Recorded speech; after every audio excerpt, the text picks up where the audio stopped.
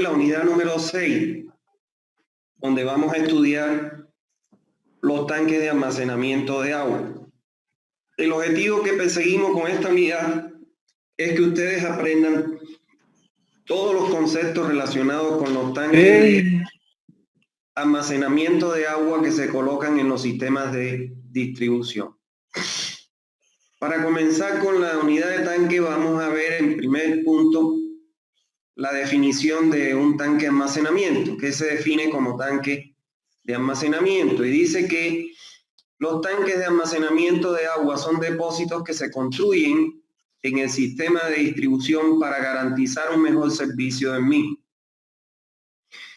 Es importante comenzar diciéndole de que siempre que sea posible, cuando nosotros diseñemos un sistema de distribución de agua potable, lo ideal es que tenga o cuente con un tanque de almacenamiento. ¿Por qué? Porque el propósito que tienen los tanques de almacenamiento, como lo dice su nombre, es almacenar agua durante las horas de baja demanda o de poco consumo durante el día para poder coadyuvar a la entrega de los volúmenes requeridos durante el periodo de alta demanda. Y aun cuando nosotros tengamos que bombear del acuífero para alimentar al pozo, para alimentar al tanque, no es lo mismo bombear directo a la red, donde tendríamos que estar bombeando prácticamente las 24 horas del día, mientras que si nosotros tenemos un tanque, bombeamos al tanque, cuando el tanque se llena, se para el bombeo y entonces se entrega por gravedad. Eso reduce más o menos en 1/3 el costo del consumo de energía eléctrica. O sea que lo que les puedo referir es que siempre que sea posible es conveniente que exista un tanque de almacenamiento. Lógicamente hay condiciones como por ejemplo en Santa Cruz, que la topografía es muy llana y la mancha urbana es muy grande, en que no se justifica colocar un tanque a 50, 70, 80 metros. Normalmente las alturas máximas permitidas para los tanques elevados oscila alrededor de los 30 metros.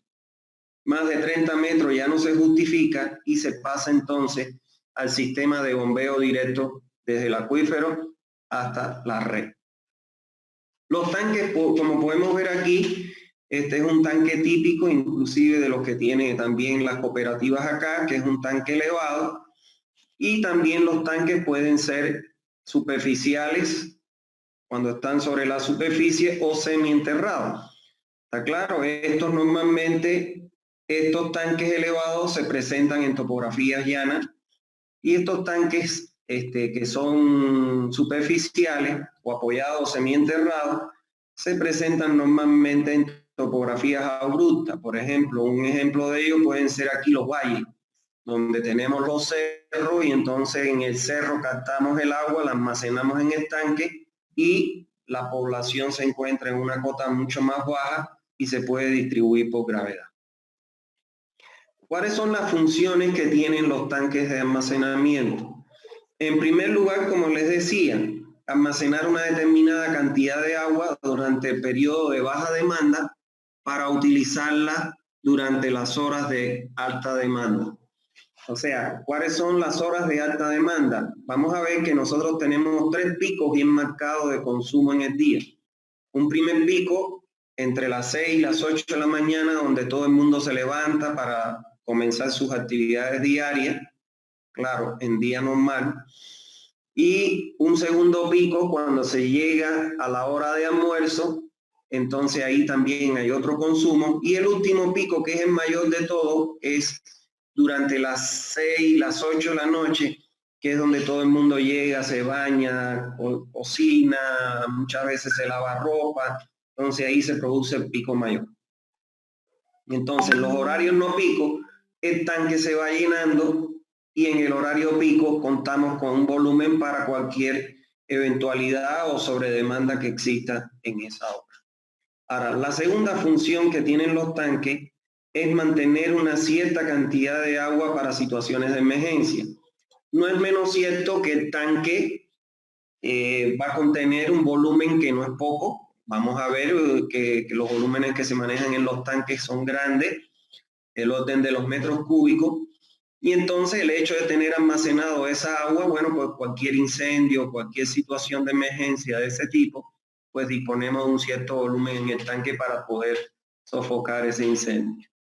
Y en tercer lugar, me ayudan a mantener las presiones adecuadas de la red. ¿Por qué me ayudan a mantener las presiones adecuadas en la red?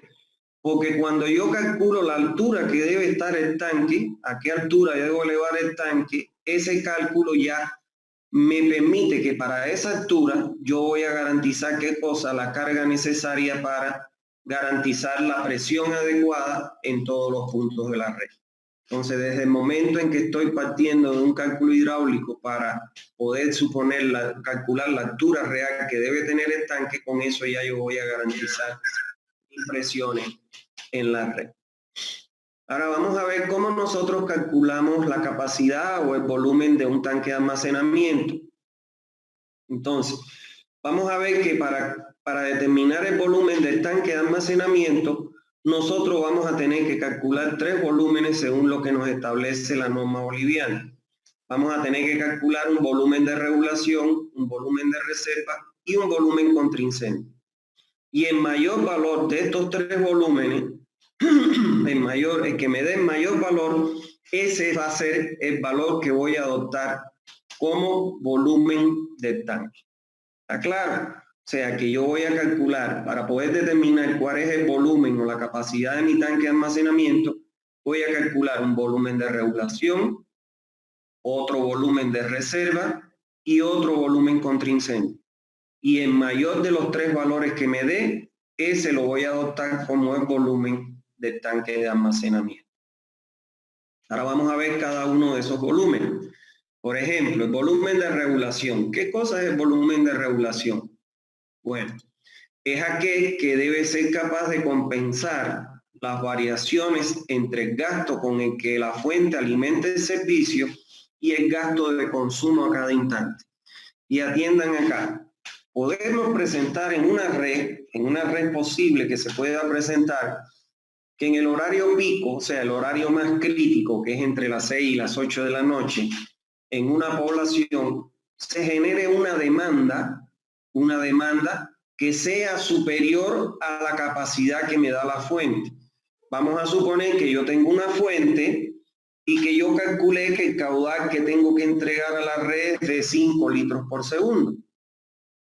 Pero puede pasar, y es muy común eso en las redes, de que en un momento determinado, a pesar de que yo haya calculado este volumen para el consumo máximo horario, que es el horario pico, puede darse en determinados casos de que en algún momento se exceda este volumen que yo calculé y que es el que me da la fuente, que son los 5 litros. En el ejemplo que le he puesto aquí está demandando 8 litros y la fuente solo tiene capacidad para entregarme 5. ¿Qué significa eso? Que faltarían 3 litros por segundo, con lo cual se generaría en ese momento, si yo no tuviera almacenado en el tanque un volumen de regulación, se generaría aquí un déficit de caudal, porque la demanda es mayor que lo que puede entregar la fuente. Ahora, si yo tengo construido un tanque y en él tengo almacenado el volumen de regulación, entonces de este volumen que tengo en el tanque, puedo incorporar al sistema los 3 litros por segundo para que conjuntamente con los 5 de la fuente me den los 8 litros que me está demandando la población. Entonces, eso es lo que hace el volumen de regulación, o sea, que compensa el déficit de la fuente contra el exceso de demanda para poder entonces entregar lo que faltaría para completar la demanda en ese horario crítico. ¿Está bien? En esa condición crítica. Bueno, el otro volumen que yo tengo que calcular según la norma boliviana es el volumen de regulación. El volumen de regulación se puede calcular por 2 métodos. Un método analítico y un método gráfico. Les digo que el método ideal para calcular el volumen de regulación es el método gráfico. Ese sería el ideal. Ahora, ¿qué sucede en Bolivia? En Bolivia este estudio no se ha hecho. No existe este diagrama de RIL o gráfico de demandas de caudales acumulados. O sea, este es un gráfico que se tiene que hacer durante todo un año, los 365 días del año. Todos los días se va midiendo y se va colocando hora por hora, hasta las 24 horas del día se va colocando el volumen que se entrega. Para ello yo puedo utilizar un domicilio, un edificio, donde conozco el número de personas y además tengo un medidor. En un domicilio tengo un medidor. Entonces en el medidor yo puedo saber por la diferencia de lectura final menos lectura inicial cuánto es el volumen que se consumió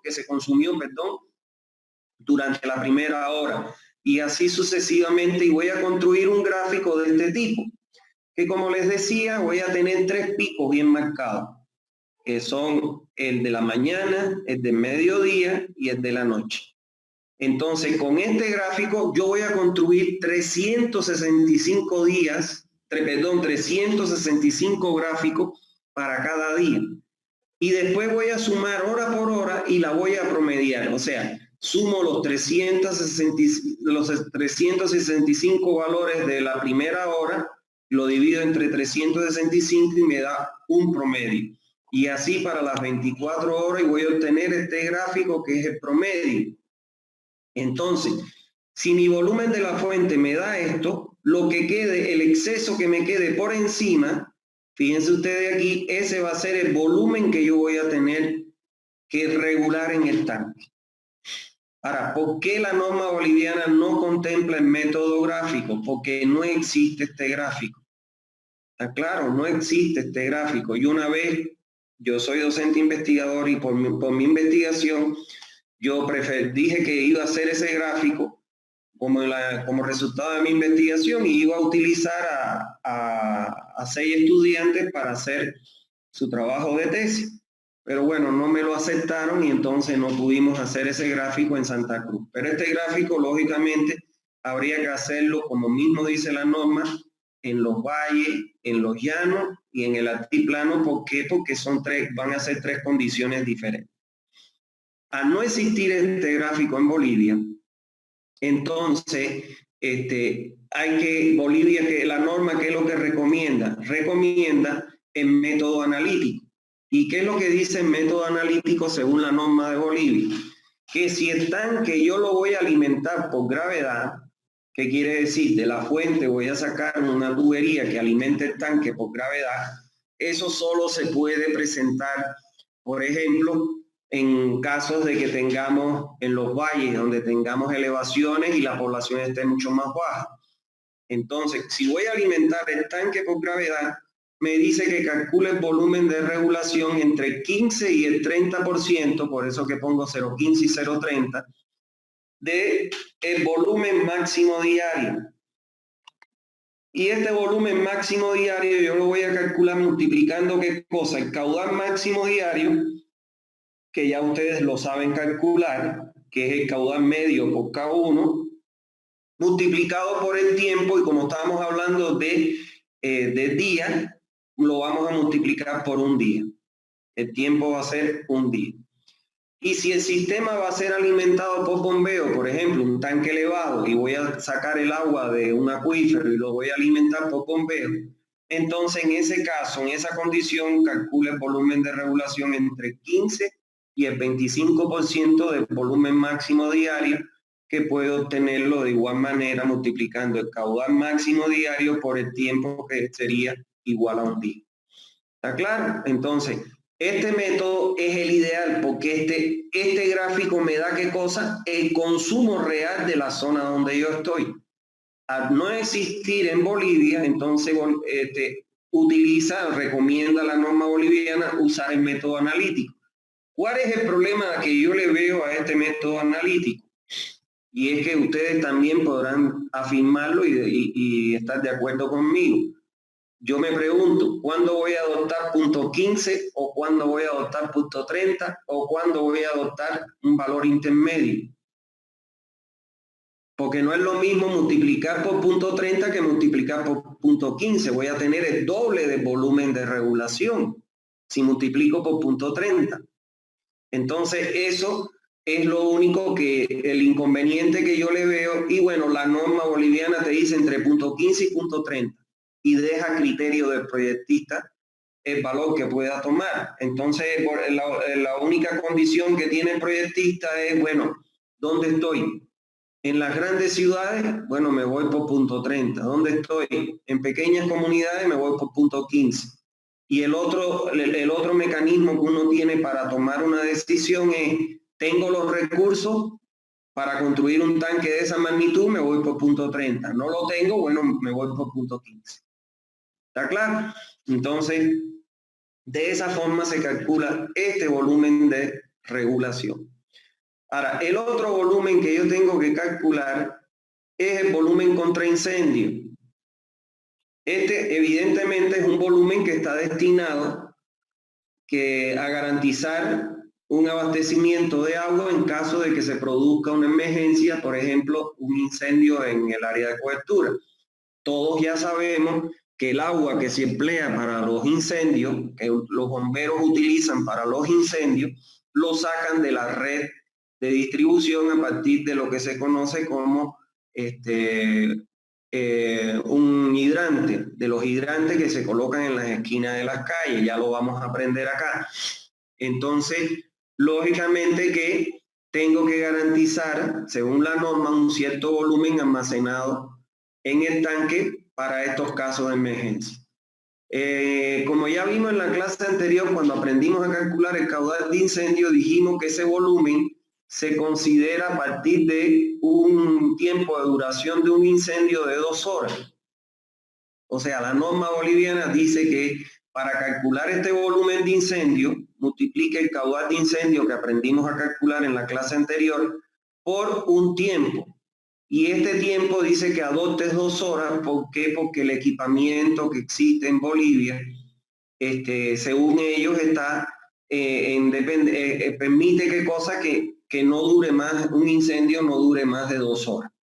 ¿Está claro? Entonces aquí el caudal de incendio lo debemos calcular como lo vimos en la clase anterior y lo multiplicaremos por 2 horas. En todo esto hay que tener en cuenta la compatibilidad de unidades.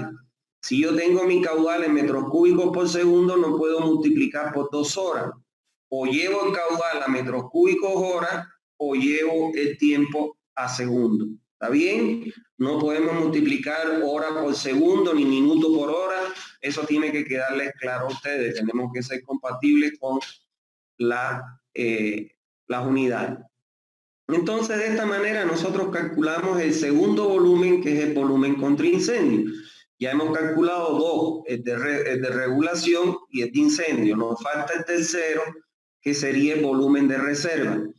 Que este volumen es el que prevé el abastecimiento de agua a la población durante los periodos que dure la reparación de la obra de toma, la conducción, la planta de tratamiento, las fallas en un sistema de bombeo, entre otros. ¿Qué pasa? Que puede ser que en un momento determinado sufra una rotura, por ponerle un ejemplo, la obra de toma. Entonces, mientras se repara la rotura, nosotros tendremos almacenado en el tanque un volumen de reserva para el periodo que dure esa reparación.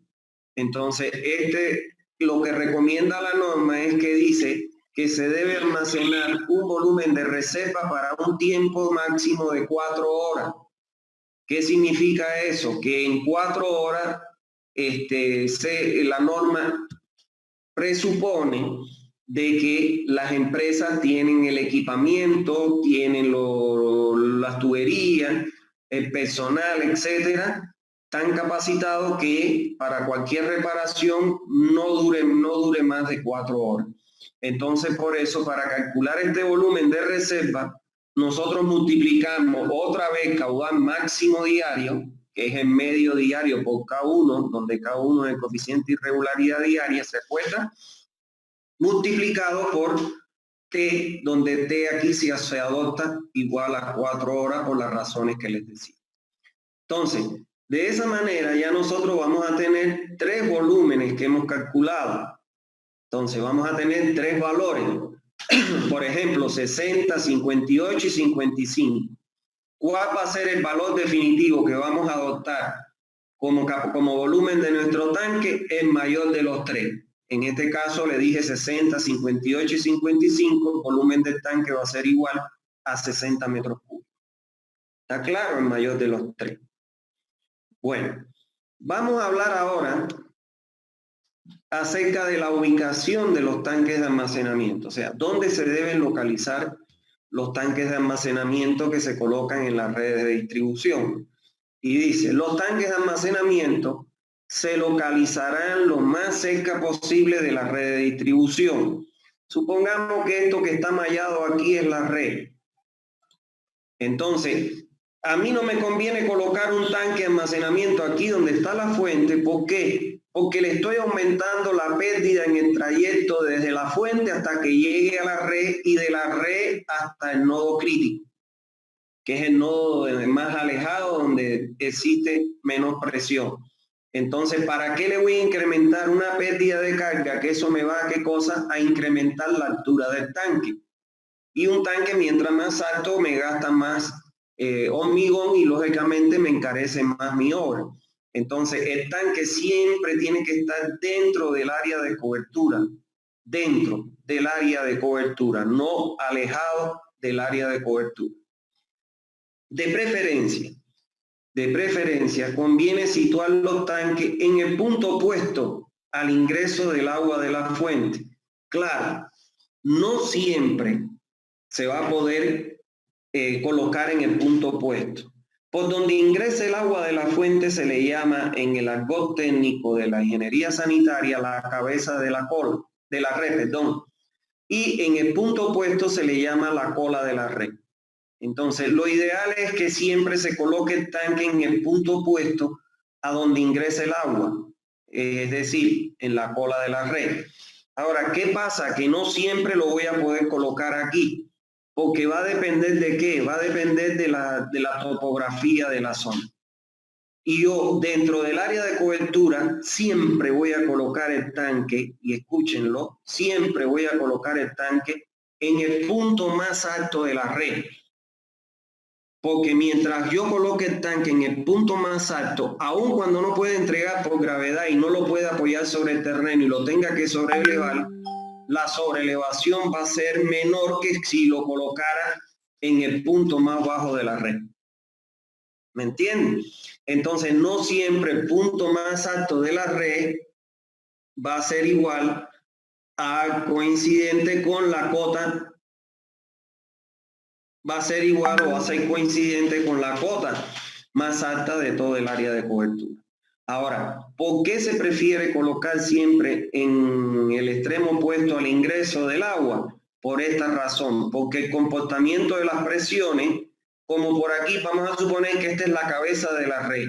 Aquí yo voy a garantizar que me ingrese con la carga que necesito para garantizar las presiones en la red. Y acá atrás, si coloco en la cola el tanque en la misma carga, voy a tener, fíjense ustedes, una distribución más uniforme.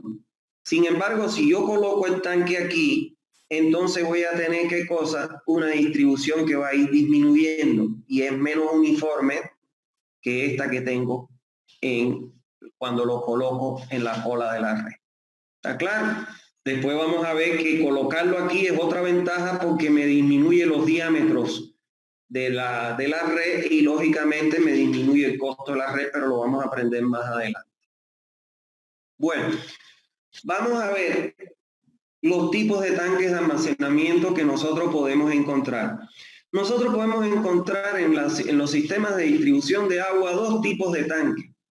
Los superficiales, como los decía, que son aquellos que se asientan sobre la superficie o son semienterrados, y los tanques elevados, que son los que se elevan por encima de la cota del terreno.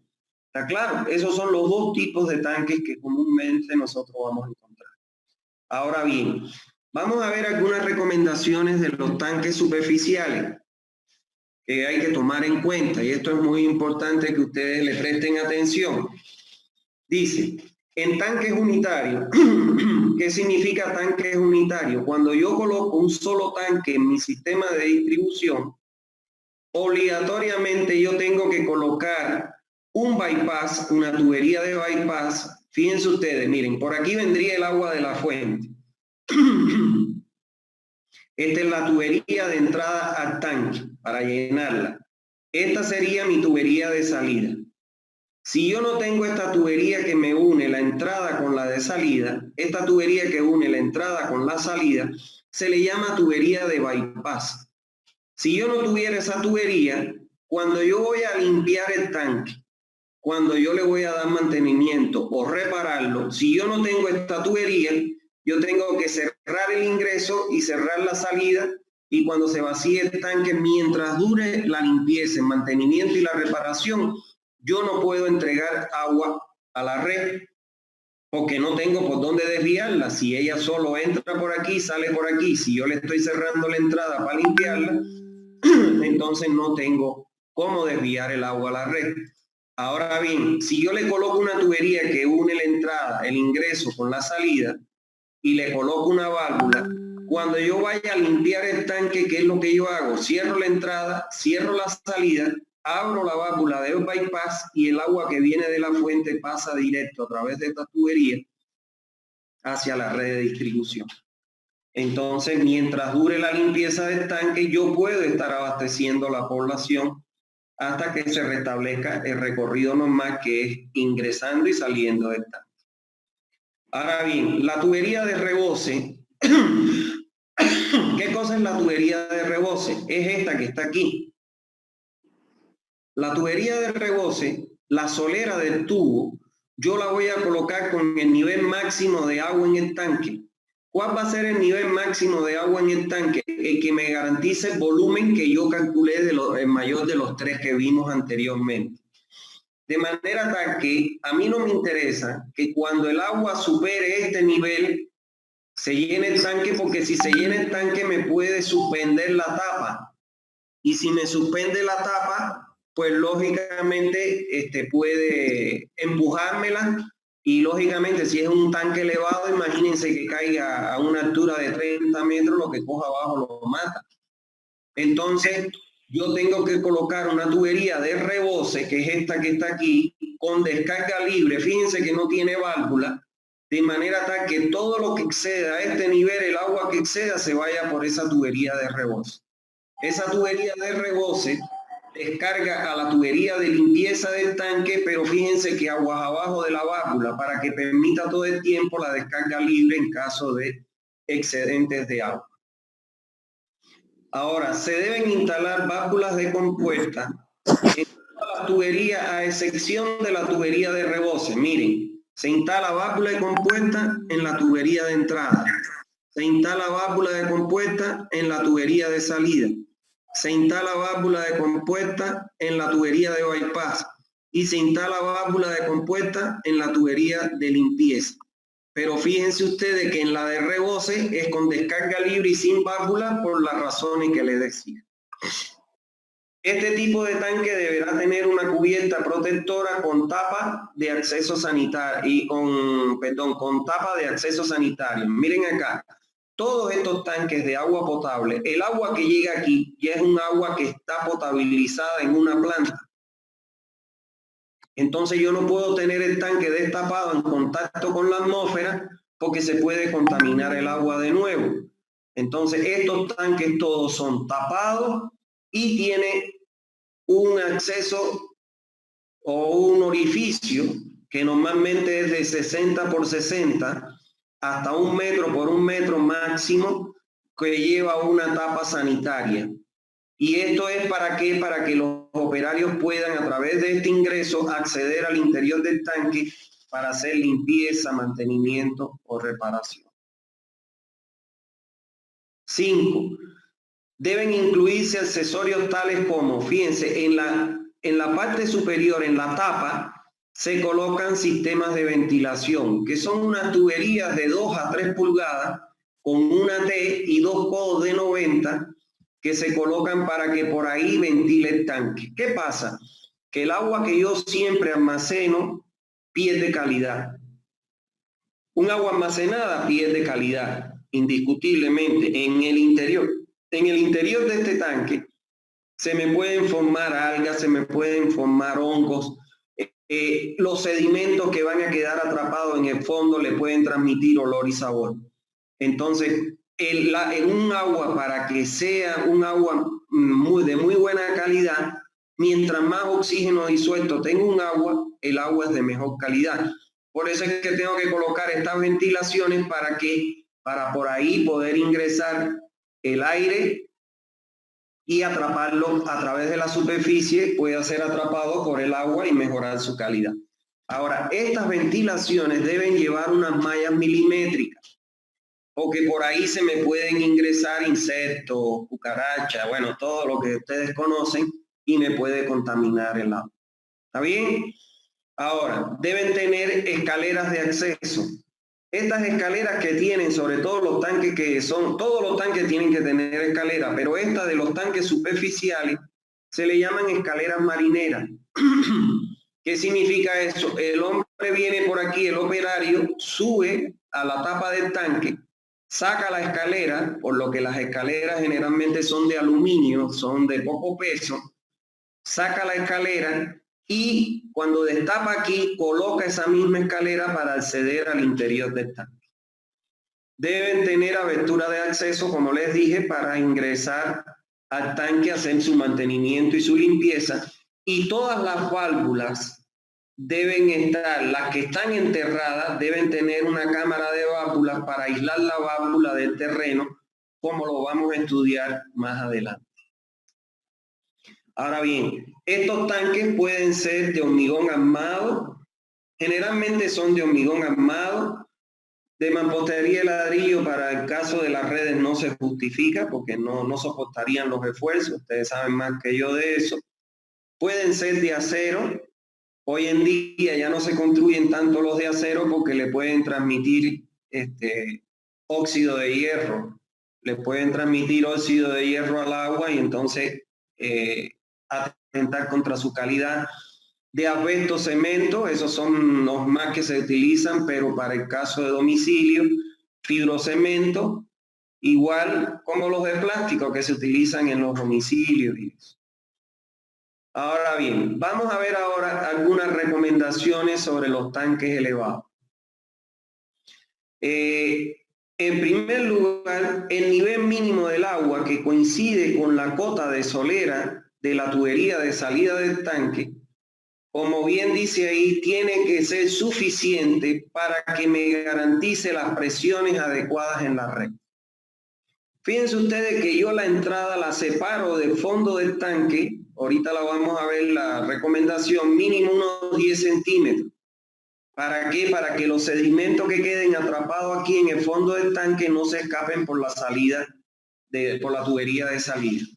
Entonces, el agua útil que yo voy a poder sacar, el volumen útil que yo voy a poder sacar del tanque, va desde desde la solera del tubo de salida hasta el nivel máximo. Aquí está comprendido el volumen útil. Ese volumen es el que yo calculé a partir de los 3 volúmenes que vimos al inicio de la clase.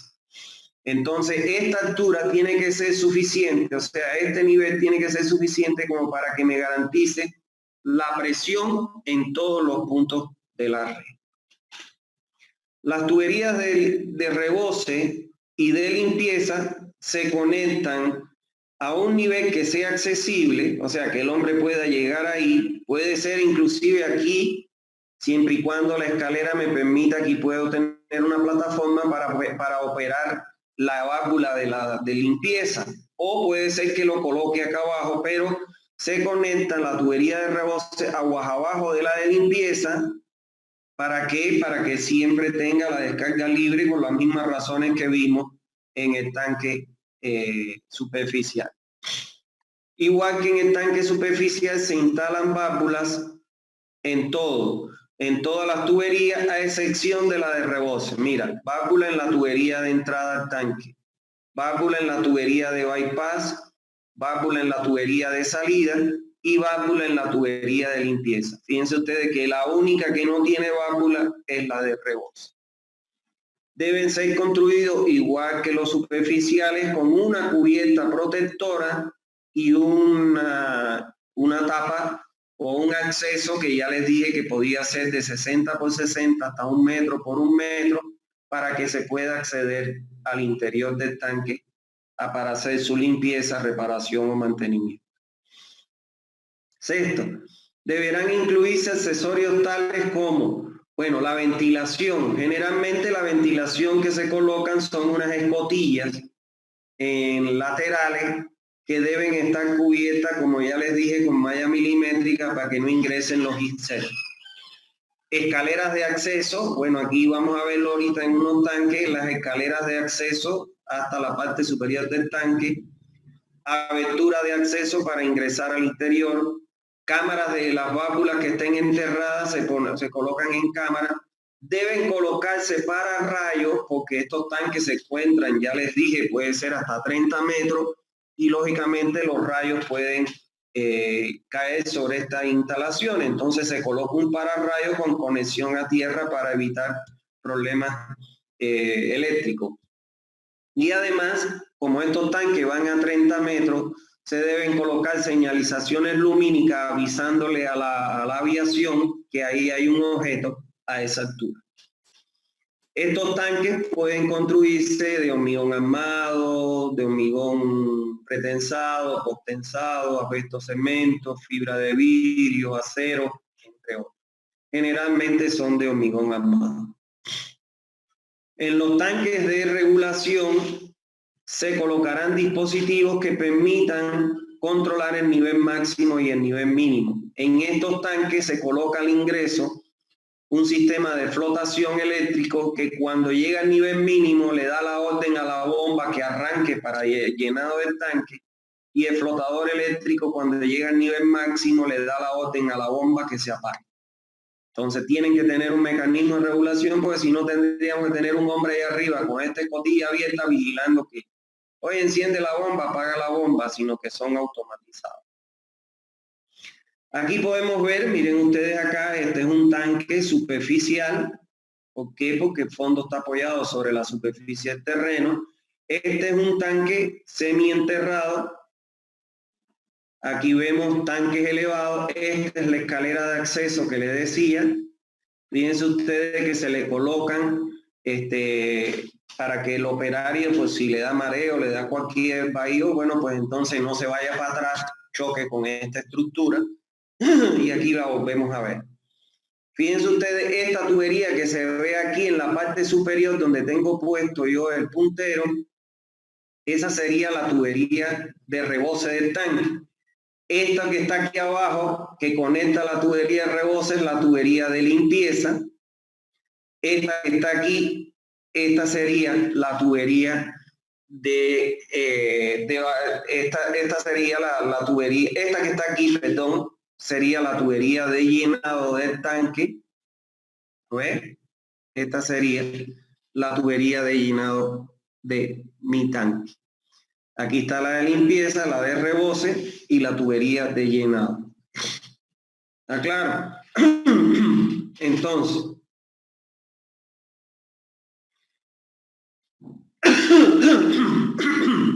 vamos a hablar ahora acerca del tiempo de vaciado de los tanques.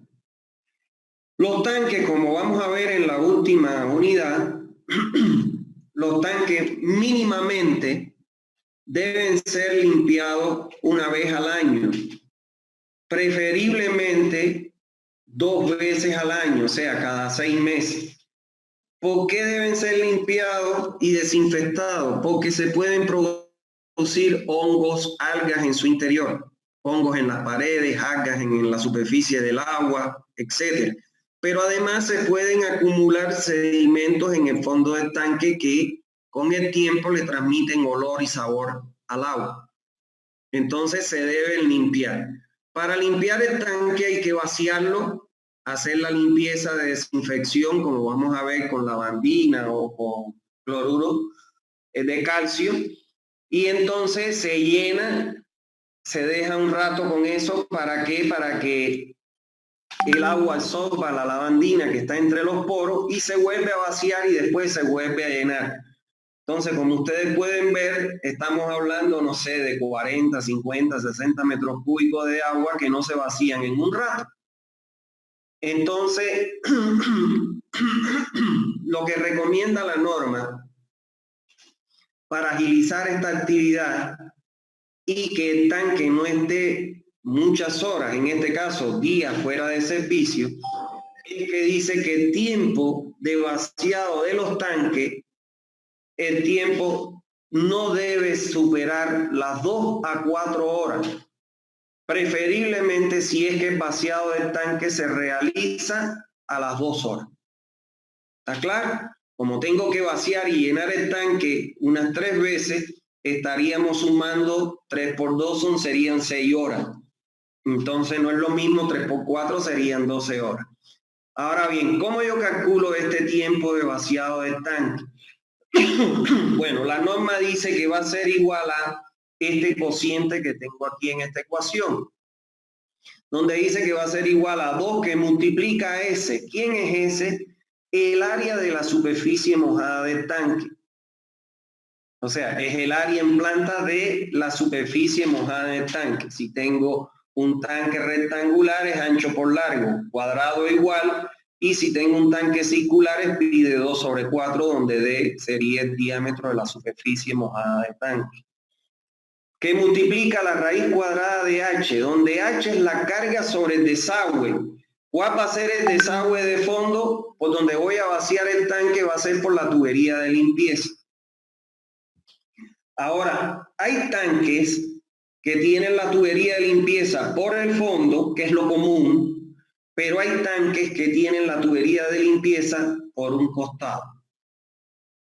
¿Está claro? Miren acá. Aquí fíjense ustedes, esta es la tubería de reboce. Y miren, la tubería de limpieza en este tanque está por el fondo. Esta es la tubería de llenado y esta es la tubería de salida del tanque. Pero aquí la tubería está por el fondo. Pero hay tanques en que la tubería de limpieza la ponen por un costado. Si la ponen por un costado, la tubería de limpieza, que aquí hay un error porque esta tubería tendría que estar coincidiendo con el fondo del tanque, entonces la carga, en este caso H, cuando está por el fondo, es desde el nivel máximo hasta el fondo del tanque. Ese es el valor de H, de la carga sobre el desagüe. Si está por un costado, es desde el eje de la tubería hasta el nivel máximo el valor de la carga. Entonces eso tienen que tenerlo muy en cuenta. M, ¿quién es que está en el denominador? M es un coeficiente de contracción y se recomienda que se adopte entre 0.60 y 0.65. Si mi tubería tiene 90 grados entre el fondo y la salida del agua, voy a utilizar 0.65. Si le diera una cierta curvatura, o sea, redondear aquí el ingreso del fondo a la tubería, adopto 0.60. Normalmente el tubo es 90 grados porque no se redondea y se adopta 0.65. W, ¿quién es? W es el área de la tubería de salida. Y el área esa la voy a calcular como pi de 2 sobre 4, donde D es el diámetro de la tubería de salida. ¿Está claro? Y G, este parámetro que está aquí, es la aceleración de caída libre o la gravedad, que es 9,81 metros segundo cuadrado, como ustedes conocen. Ahora, yo lo que tengo que hacer aquí es empezar a jugar con mi diámetro, que está aquí metido, área es igual a pi de 2 sobre 4, y empezar a jugar con diámetro, darme los diámetros, por decir 3 pulgadas, 4 pulgadas, hasta que mi tiempo me dé las 2 horas. O de lo contrario, yo puedo suponer aquí que el tiempo es 2 horas y despejar el área de aquí, despejar el área, y yo sé que puedo sustituir el área como pi de 2 sobre 4 y despejo el diámetro de aquí para poder entonces obtener cuál es para 2 horas el diámetro que debo colocar en mi tubería, de manera que me garantice que el tiempo de vaciado sean las 2 horas preferiblemente. Bueno, vamos a hablar ahora acerca de los accesorios complementarios que se colocan en los tanques, las características de estos accesorios. Porque bueno, cuando pensamos en un tanque, pensamos en un depósito, sea cuadrado o rectangular, que me permita almacenar agua, pero hemos visto que esos tanques no solo es el depósito, sino que tiene tuberías, válvulas, escaleras, tapas de acceso, ventilación, etc.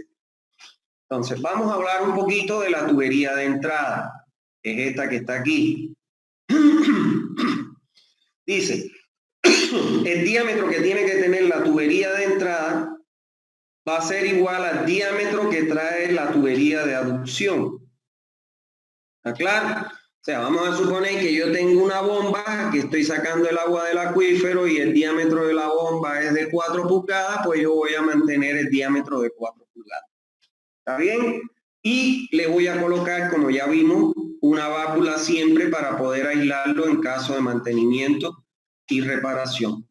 Otro problema que es importante, la entrada siempre la debo hacer, la voy a hacer por encima del nivel máximo del agua en el tanque.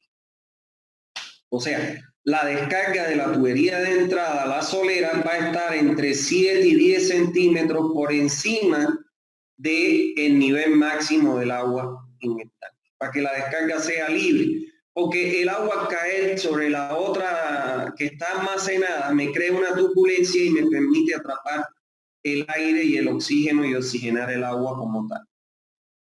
Segundo, vamos a ver ahora la tubería de bypass, que es la que me une la de entrada con la de salida. Dice que se usa para el desvío directo del agua en caso de mantenimiento, reparación o limpieza de mi tanque. Cerrando la entrada y cerrando la salida y abriendo el bypass, me une la entrada con la red directamente, como tal, garantizando el servicio continuo. Esta tubería se coloca siempre, fíjense ustedes, antes de la válvula. No puedo colocar la válvula aquí, sino la tengo que colocar aquí para que pueda la válvula de la entrada no me interceda en la descarga. A la entrada del tanque, y en ella voy a localizar, como vemos aquí, una válvula también. ¿Por qué? Porque cuando está funcionando el tanque, normalmente esta válvula de la tubería de bypass siempre va a estar cerrada para obligar a que el agua entre por el tanque y salga del tanque. Solo voy a abrir esta válvula cuando cierre la entrada y la salida para habilitar el paso directo del agua a la red. Lógicamente, el diámetro que le voy a dar a la tubería de bypass va a ser igual al diámetro con que viene la tubería en este caso, la tubería de la fuente. ¿Está claro? Ahora, la tubería de salida, que es la que se coloca a la salida del tanque para evacuar el agua almacenada que se requiere entregar a la red. Su diámetro lo voy a igualar a la tubería principal de la red. En la próxima clase vamos a empezar a estudiar las redes de distribución. Lo que les quiero decir que no se la pierdan porque es el objetivo fundamental de esta materia.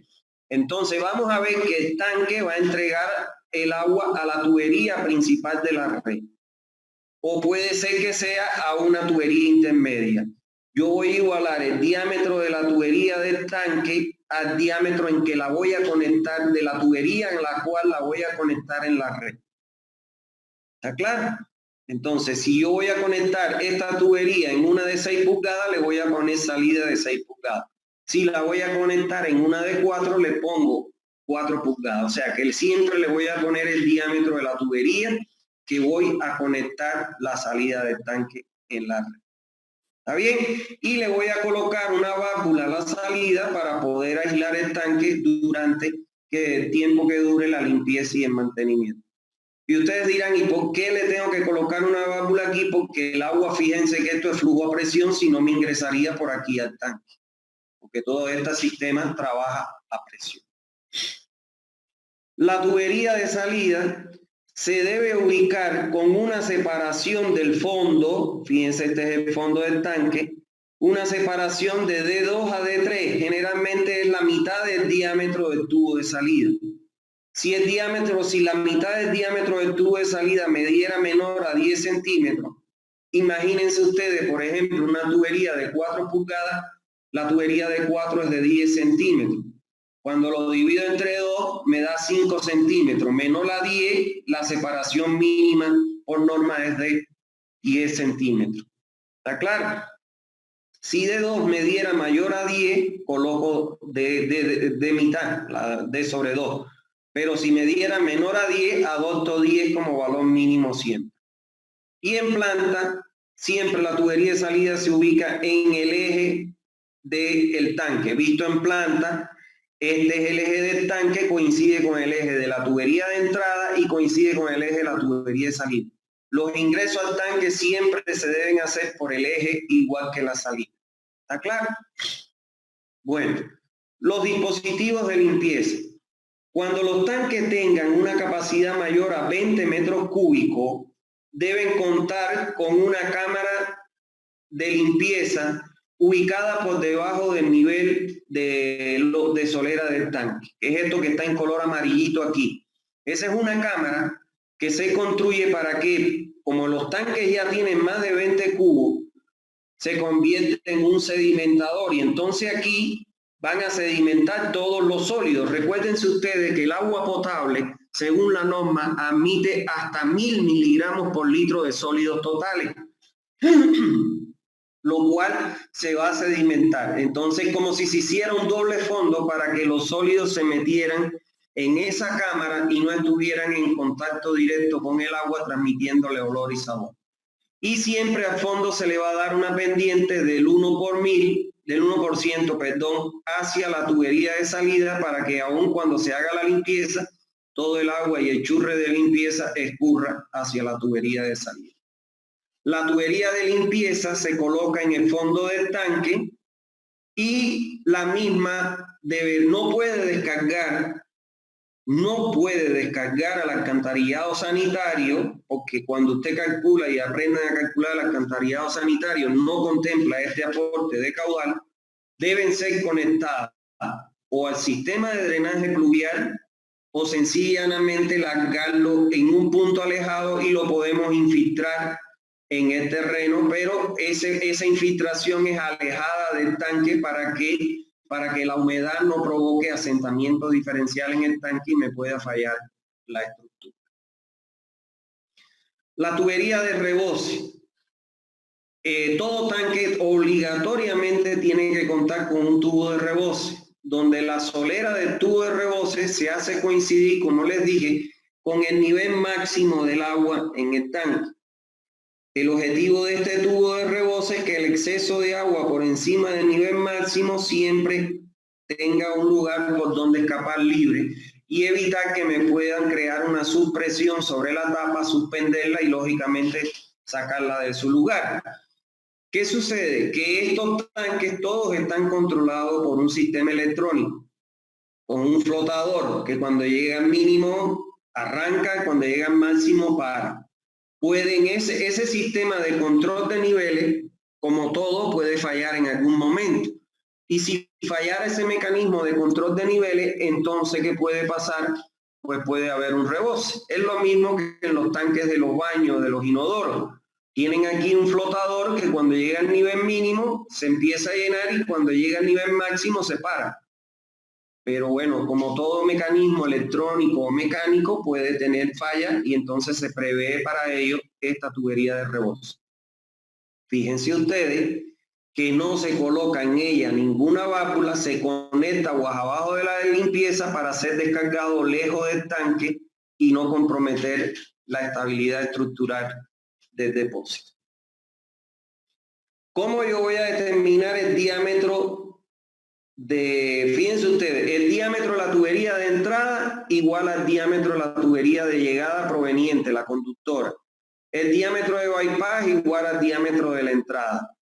El diámetro de salida igual al diámetro de la tubería donde la voy a conectar.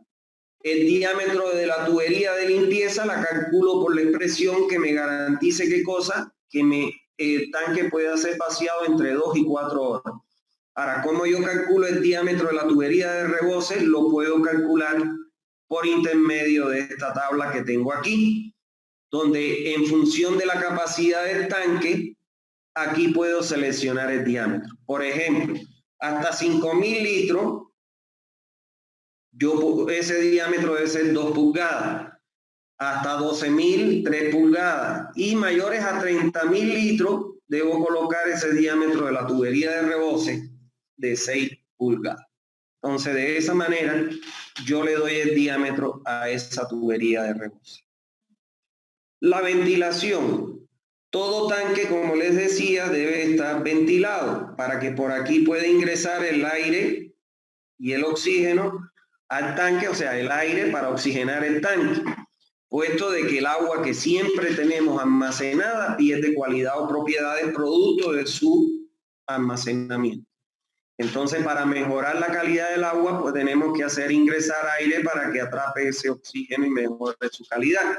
Ahora, esto deben todo tipo, toda la ventilación, sea de este tipo a través de tubería o sea de escotilla, como vimos en el tanque elevado, siempre debe tener una malla milimétrica para proteger contra los insectos y los bichos que no ingresen al interior del tanque. Medidor de caudal. Todo tanque debe colocársele en la tubería de salida que ingresa a la red, se le debe colocar un medidor de caudal. ¿Para qué? Para poder conocer el volumen que estoy entregando a la red. Cuando yo leo aquí a principio del mes, tengo una lectura. Y al final del mes el operario viene y lee la lectura final menos lectura inicial es igual a quién, al volumen que entregué a la red durante ese mes. Ahora, ese volumen yo lo comparo con quién. En cada medidor, en un domicilio, yo puedo calcular, ellos pueden calcular igual, lectura final menos inicial del mes, le da el volumen consumido en un domicilio. La sumatoria de todos los volúmenes consumidos en un domicilio tiene que ser igual, lo ideal es que sea igual a la sumatoria del volumen entregado. Entonces más adelante vamos a ver que yo tengo que controlar que ese valor consumir, que el entregado no exceda el 15% del volumen consumido, por norma. Lo vamos a ver más adelante. Ahora, ¿qué otros accesorios se colocan como vimos? Bueno, controles de niveles, como les decía, que pueden ser por medios de flotadores electrónicos, cámaras de visita, que es esta que está aquí, de 0,60 hasta 1 metro por 1 metro, con una tapa para que no ingresen los insectos, escaleras de acceso al exterior y al interior del tanque, cámaras de válvulas, como esta aquí, todas las válvulas que estén enterradas para alejarla del contacto con el terreno, porque tienen un costo bastante grande. Se construye una cámara que es de mampostería de ladrillo, ya lo vamos a aprender en la próxima unidad. Y además de un bordo libre. ¿Qué cosa es el bordo libre? Es la distancia que hay desde el nivel máximo hasta la parte superior de la tapa. Que ese bordo libre tiene que ser mayor o igual a 0,20. Generalmente se adopta entre 20 y 50 centímetros. ¿Está claro? Eso es. Bueno, vamos a ver finalmente una metodología para el diseño de los tanques de almacenamiento. O sea, cómo yo voy a dimensionar los tanques de almacenamiento. Aquí les doy un método muy simple que les va a permitir, con una secuencia de pasos, dimensionar el tanque. Lo primero que yo tengo que conocer es cómo voy a alimentar el tanque. Si el tanque lo voy a alimentar por gravedad, o sea, el agua le va a llegar por gravedad al tanque o le va a llegar por bombeo al tanque. Esto es importante para poder definir los porcentajes en el volumen de regulación. El caudal máximo diario, que ya ustedes saben calcularlo, que es el caudal medio diario por el coeficiente K1 de irregularidad diaria. Y además necesito conocer el caudal contra incendio. Ojo, si mi población fuera menor a 10.000, entonces no tengo que considerar este caudal. Solo consideraría el caudal contra incendio en aquellos lugares donde la población excede los 10.000 habitantes. ¿Cuáles son los pasos que vamos a seguir? Primero vamos a calcular el volumen de regulación. Si mi sistema es alimentado, el tanque es alimentado por gravedad, utilizo un valor entre 15 y el 30% del volumen máximo diario.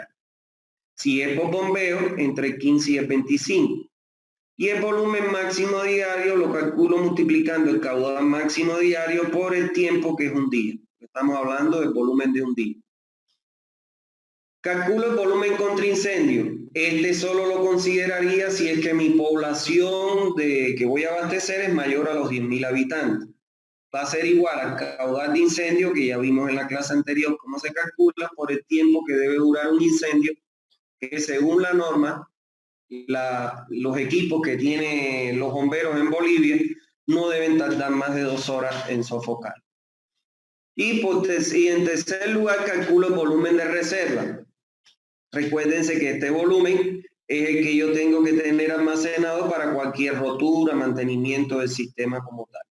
Entonces, volumen de reserva lo calculo como el caudal máximo diario por un tiempo que la norma dice que deben ser 4 horas, porque las empresas que prestan estos servicios, cualquier rotura, mantenimiento, reparación, en 4 horas deben tenerlo solucionado el problema. Ahora, ¿cómo voy a calcular el volumen del tanque? Va a ser igual, lo voy a adoptar igual al mayor valor de los 3 valores que calculé anteriormente. El mayor valor lo igualo a mi volumen del tanque. En el quinto paso voy a calcular las dimensiones del tanque. Para calcular las dimensiones del tanque, en primer lugar voy a suponer la altura útil. ¿Cuál es la altura útil? La altura que me va a almacenar mi volumen del tanque, mi capacidad del tanque. Y se recomienda asumir una altura útil entre 2 y 2,5. Ya eso va a depender del volumen que me dé y lógicamente de las dimensiones que yo quiera que adopte 2 o 2,5 o un valor intermedio. ¿Está bien? Pero nunca menor a 2 ni nunca mayor a 2,5. Ese lo asumo como tal. En el segundo paso voy a calcular la superficie del tanque. Voy a dividir el volumen del tanque, que es el que resultó ser el mayor de los 3 anteriores, entre la altura útil que yo supuse aquí. En el tercero voy a calcular el largo y el ancho del tanque. Para calcular el largo y el ancho del tanque va a depender de la forma que yo le quiera dar a mi tanque. Si le voy a dar un tanque cuadrado, voy a hacer un tanque cuadrado, la relación va a ser ancho-largo 1 a 1. Por ende, el largo va a ser igual al ancho, igual a la raíz cuadrada de la superficie del tanque que yo calculé. Si mi tanque es rectangular, lo que se acostumbra en los tanques rectangulares es que se utilice una relación ancho-largo 1-2. Por una unidad de ancho, 2 de largo. Eso es lo que se aconseja. Entonces, si yo digo que mi superficie es igual al ancho por el largo y estoy asumiendo que el largo va a ser igual a 2 veces mi ancho, entonces si sustituyo aquí el largo por 2 veces A, me queda que va a ser igual al ancho, que es A, por 2 veces A. Si multiplico esto, me va a quedar 2 veces A al cuadrado. Si despejo de aquí A, me queda que es igual a la raíz cuadrada de la superficie, el área superficial, entre 2.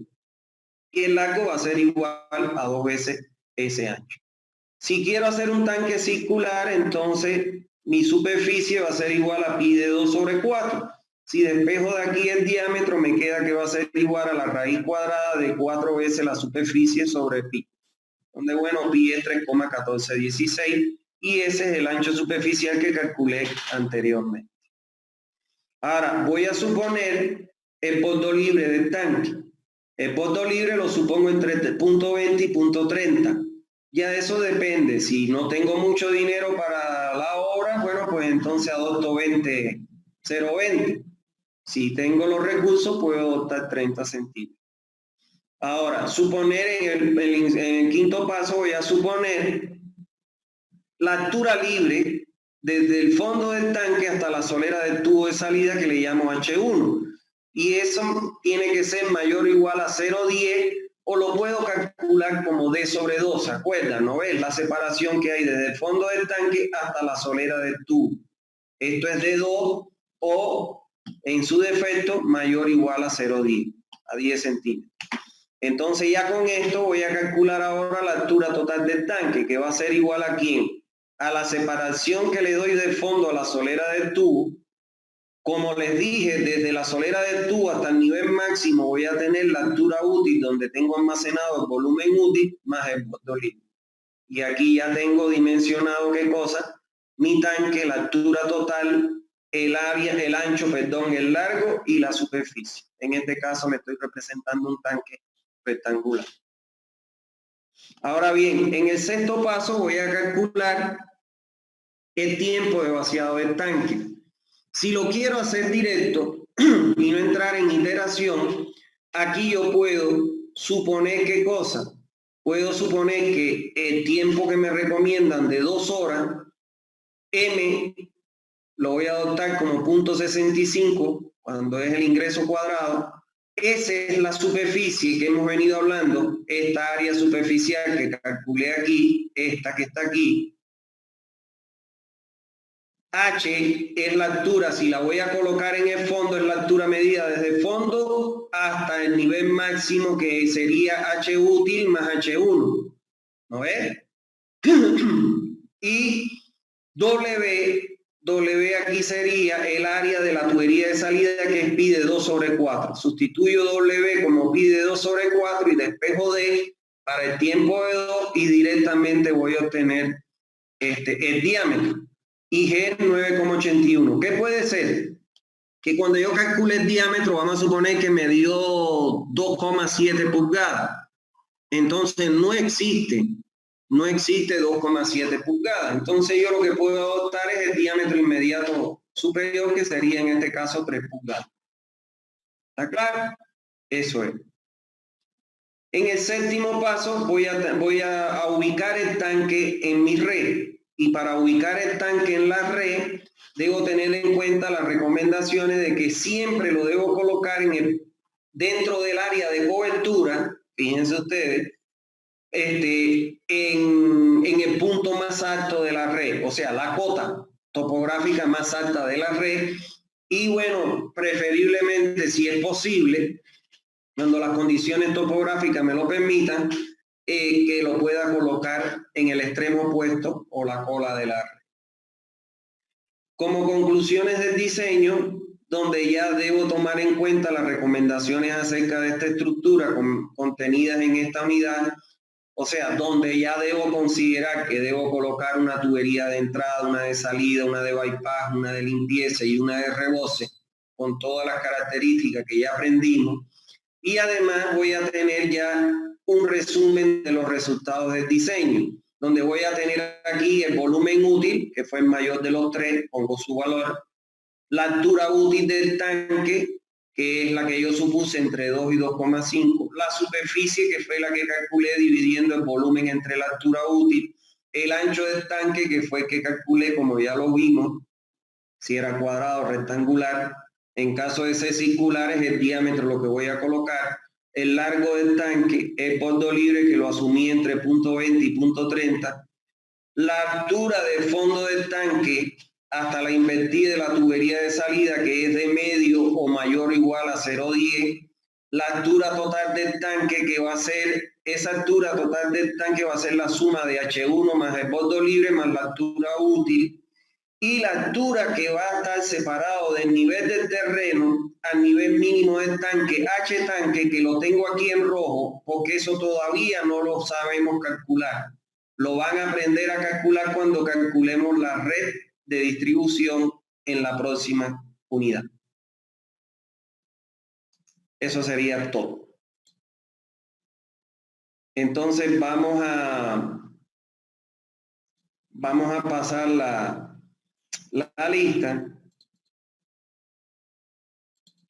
Y después, si tienen alguna duda, se las puedo aclarar. Conecten su micrófono para que me respondan, por favor. A ver, Eric Roldán.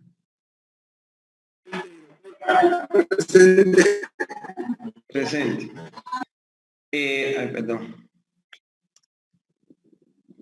Leonardo Aguilera. Sigue sin poderse conectar. Augusto Ajata. Presente, doctor. Andrés Alvarado. Presente, doctor. Ya. Presente. Ya. Walter Álvarez. Presente, doctor. Ya.